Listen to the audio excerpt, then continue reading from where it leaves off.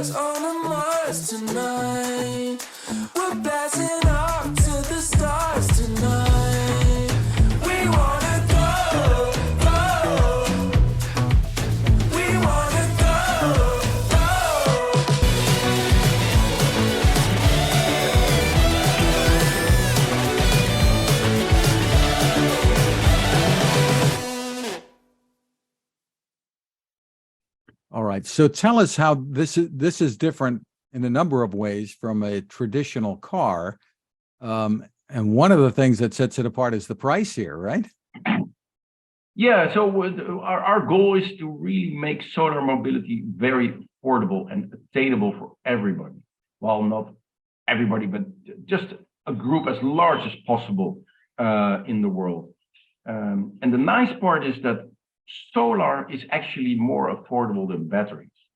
So we saw an opportunity to increase or to develop the solar charging aspect and use this opportunity to limit the amount of batteries a little bit so that we can have the same experience and less charging, depending on where you live, of course, with the help of solar. So we had to first increase the solar yield, so make the solar panel as big as possible, basically, and decrease the energy usage of the vehicle. So the vehicle, the Squad is a very efficient vehicle with wheel motors and very lightweight, so that you can actually have a very significant amount of solar range, like we like to call it. The solar range is the amount of kilometers that you can, or miles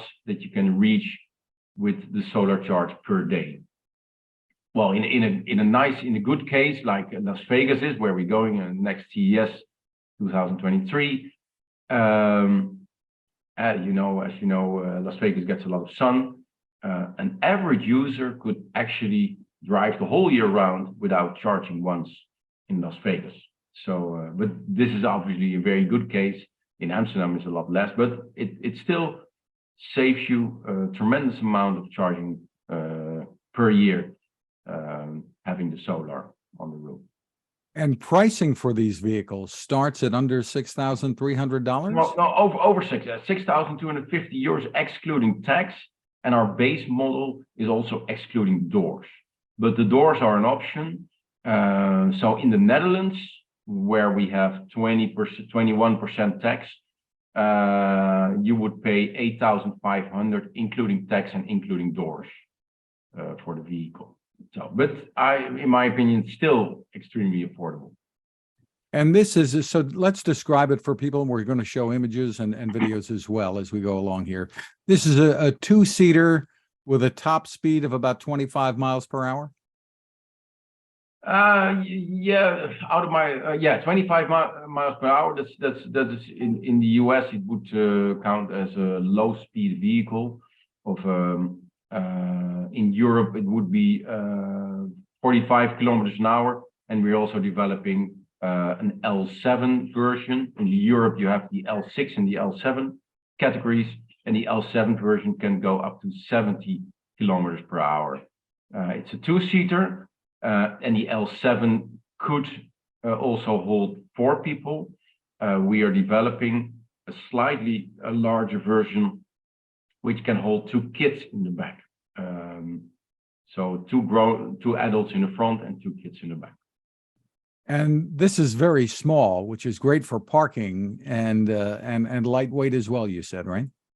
Yeah, it's very lightweight. It's only 350 kilos. It's very small. You can even cross park it on an average parking spot. It's only 2 meters in length.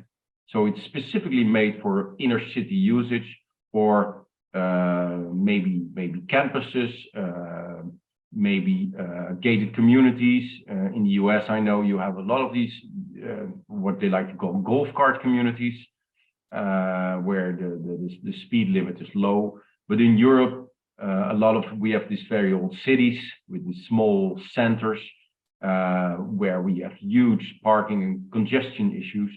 So the size really matters there. So they fit crosswise on a standard parking spot. So you can park 3 squads on 1 single parking spot. And how far can you drive on a charge? So the maximum range of the squads, and that's what we call battery range. So we have 2 types of range. You have a solar range and a battery range. The maximum battery range of the squad is a 100 kilometer. Yeah. So we are using swappable batteries in the squad. So you have 4 swappable batteries that are actually portable and exchangeable. So you can hot swap them. So that means you can swap the battery while everything is engaged. And the 4 swappable batteries offer 25 kilometers per battery, so that's 100 kilometers in total. And then additionally to that, you can charge on the sun. That would be in Amsterdam up to 22 kilometers per day, and in Las Vegas it would be around 32 kilometers per day that you can charge. And of course, you can plug into an EV charging station as well. Yes, you can plug it on, 220 or 110 in the US, and or an EV charging station plug. So that's another alternative. So you basically have 3 ways to charge. The solar charging is always, so we only sell solar cars. So sometimes people ask, so do you also sell them without the solar? No, we only have solar. And as you said before, the doors are an option. People may not be used to hearing things like that. Yeah, that's interesting. That actually came a little bit from where we came from. So we looked for the most efficient option. And as the air conditioning, especially on such a small vehicle, the air conditioning is actually a very large portion of your energy usage. We figured, well, actually, that would be way better to leave the doors out instead of the air conditioning. Well, obviously, that's not always a good solution, because sometimes it's simply too hot. But if the temperature is somewhere 30 degrees, then it's totally fine to drive around without doors. So that's basically the without doors version, is basically our concept of the convertible, so to say. There's a lot of interest for the no doors version from resorts, seaside, vacation, on-premise locations. There are all kinds of places where people like to have the option without doors. But obviously, in the public space, a lot of people like the version with doors. So we decided to make the doors optional, and you can take them off. Just like you have do you remember that Jeep where you could take the doors off? It works exactly the same way. You can just carry the doors up a little bit and then take them off. And is there heat and air conditioning in the vehicle? Yeah, heating is standard, and air conditioning is an option. Is optional. How much can people carry in one of these? Could I go grocery shopping? Yeah, there's quite a big space in the back because the vehicle is a little bit squarish, as you saw. The reason why it's a little bit squarish is actually to give the solar panel as much space as possible, but it also results in quite a big interior. The people that take place in our vehicle, and you can, if you want, at the CES in beginning of January, they all say the same. Wow, what's this vehicle huge for such a small, small dimensions. So it's from the inside, it's really big, and actually in the back, it's quite a big space where you can carry all kinds of normal, between brackets, a cargo that you would carry, groceries, your tennis gear, or a musical instrument, or stuff like that you would normally carry to sports clubs or shopping or whatnot. And then you can fold the passenger seat totally flat, and the back of the passenger seat is like also a cargo tray, so you can also carry additional stuff there. So we get also a lot of requests for inner city repair services and distribution of all kinds of goods into the city centers, medical help, all kinds of services in city centers. What about the safety of these vehicles? Obviously, people would be concerned about that being so small and light. True. Yes, of course. So we went over and above. So what is mandatory in this segment? In Europe, the L6 and L7 are very limited in the mandatory safety regulations. However, we decided to go for a full crash structure in the front and the rear, and we have a full roll cage as well, which is actually visible from the outside. It's actually a full roll cage, which protecting the people sitting in the car. The most important aspect, however, for safety is the speed. So that's the reason why we chose for low speed L6, that is 45 kilometers an hour or 22 miles or 25 miles. And the L7 in Europe could legally go up to 90 kilometers an hour. And we decided not to do that. We decided to limit it at 70 kilometers an hour, only for safety reasons. And when will people be able to get these, to drive them? Yeah, so the planning now is to go into production at the end of this year, at the end of 2023, with deliveries in 24. So yeah, that's the planning. These processes are sometimes hard to predict, because not so much for the development. Development is quite good to predict, quite easy to predict, but also for the financing surrounding them. So you see a lot of these starting car companies having difficulties to attain or to stick to their timeline, and that's obviously often case the reason, because you don't only have to build a car, but also a company as well at the same time.